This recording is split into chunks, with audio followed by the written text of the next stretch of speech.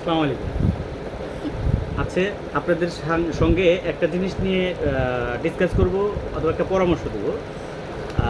যারা অনেক সময় এই সিরাপ, যেমন এই রেনোভা সিরাপই ধরেন, যে কোনো সাসপেনশন যেটা গোলানোই থাকে, কাছে আসো, গোলানোই থাকে, এই জিনিসগুলা যখন অনেকে 2 দিন 3 দিন 5 দিন নেওয়ার পরে বলে কি এটা নষ্ট হয়ে গেছে, ফালায় দেয়।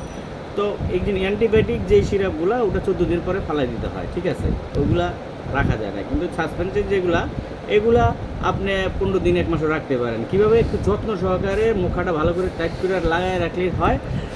আর একটু পরীক্ষা করার আরেকটা নিয়ম হলো, সিরাপ, ড্রপ, নাকের ড্রপ, কানের ড্রপ যেটি হয়, আপনি ওই সিরাপটা নিয়ে একটু হাতে নেবেন। যদি দানা দানা হয়, কালার নষ্ট হয়, সেক্ষেত্রে এটা নষ্ট হয়ে গেছে। ওই আই ড্রপের বেলায় তাই, যদি নষ্ট হয় তখন দেখবেন দানা দানা হয়ে গেছে, প্লাস আঠা আঠা বা রঙটা নষ্ট হয়ে গেছে। এরকম যদি হয় তাহলে ওটা ফেলে দিতে হবে, ওটার ব্যবহার করা যাবে না। এই ছিল আজকের রাত্রের টিপস। সবাইকে ধন্যবাদ। শুভরাত্রি। আসসালামু আলাইকুম।